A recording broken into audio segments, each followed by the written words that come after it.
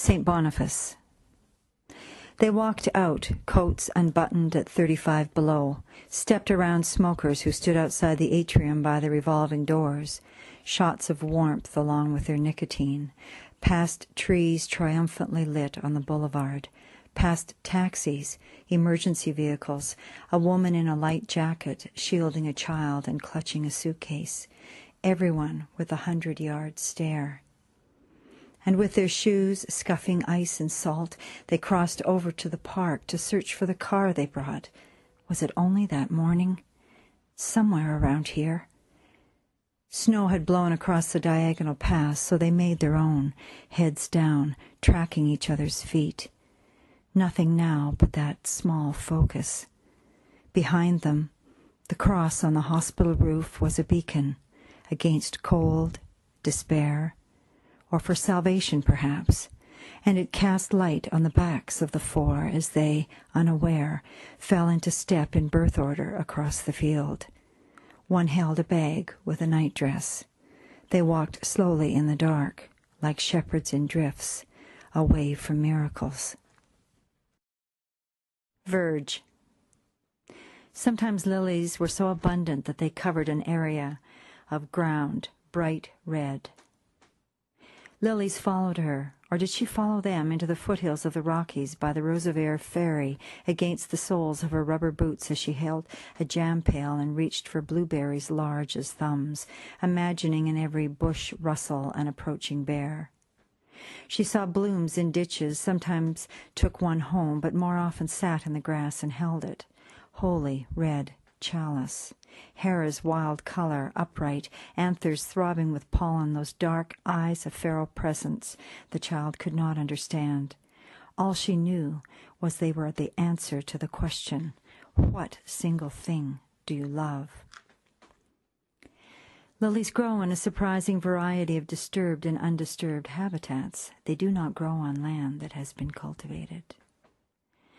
In the back seat of the old gray Studebaker, alone in a family, she rolled down the window, looked for what rose from the ashes of burned thatch. Beauty in the Verge. Train towns whistled years away: Saskatoon, Prince Albert, Kamsack, Edson, Dauphin, The Pas, Winnipeg. She hid images at the back of each desk, school to school, rendering them crudely with worn-down points of red and black and yellow Laurentians. Everyone else chose roses or daisies from yards.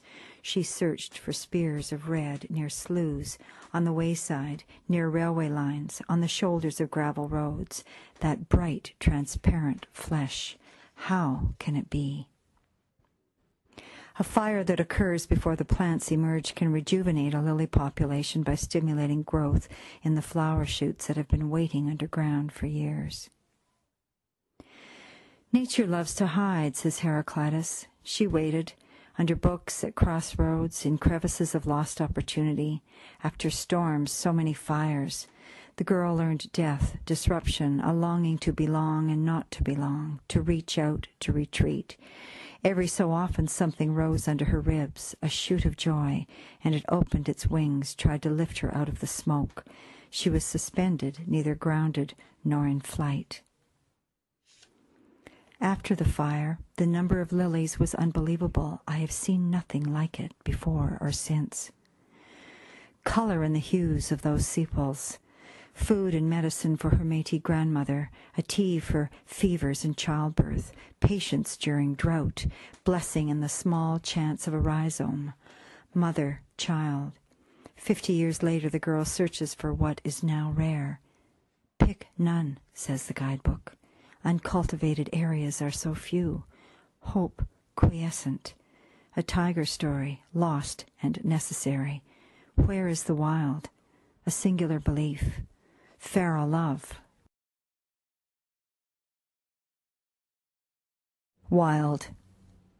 All night you hear the birds, hundreds of them, restless, erupting, their racket filling the meadow, mocking the mountain, the cold stone calm of the old paper-bark tree. What force opens their throats? What promise has been broken? What currents of hope and fear rush through those fragile bones, spring into their eyes, batter blood through the small devices of their hearts? Listen. Nothing lasts. Quiet can be stolen like your bag in the street. You will soon be awake in all the wrong places, your words snatched out of time. Oblivion is a wise old teacher. There is no try. It's all right. You didn't get it until this moment, did you? Wake every chance you can. Join the chorus. Praise the wild. Carry light. You think of Meister Eckhart as the wind rises in the eucalyptus, follows tunnels of light the Keltewe have shaped in the air, tunnels that disappear inside their own creation. Breath is to story as running is to horses, all wild eyes and urgency, dust and dream flank, rush of imagination. And you wonder, how does she find her way with those invisible hands? But when she whispers at night as you try to steer stars, you wake with only the taste of the answer in your mouth.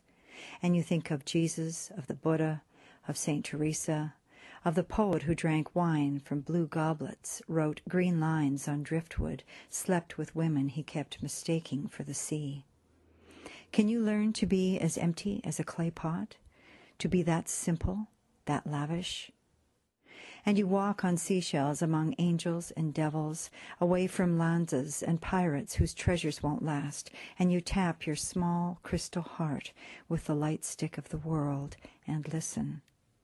You know music cannot be as sharply drawn as the eyes of a captive hawk, nor pinned down to staves with clefs and arrest.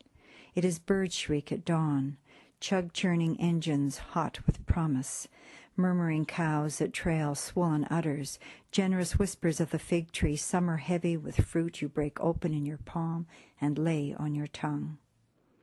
It is what you have already known and tasted, mystery that grows in tears and bone, in death and rock and ocean, the space on the stairs between this step and the next, in the red muscle of mercy. It longs and it is longing, and it wants you as virgin, wants you as wife, lover, child, over cloud, under water, wants your throb and bloodthirst, buried tears and more. It shows you that soft is stronger than hard, that you, rapt listener, ripening soul, always knew how to dance this river, this winter, to compose out of the distant cry of stars.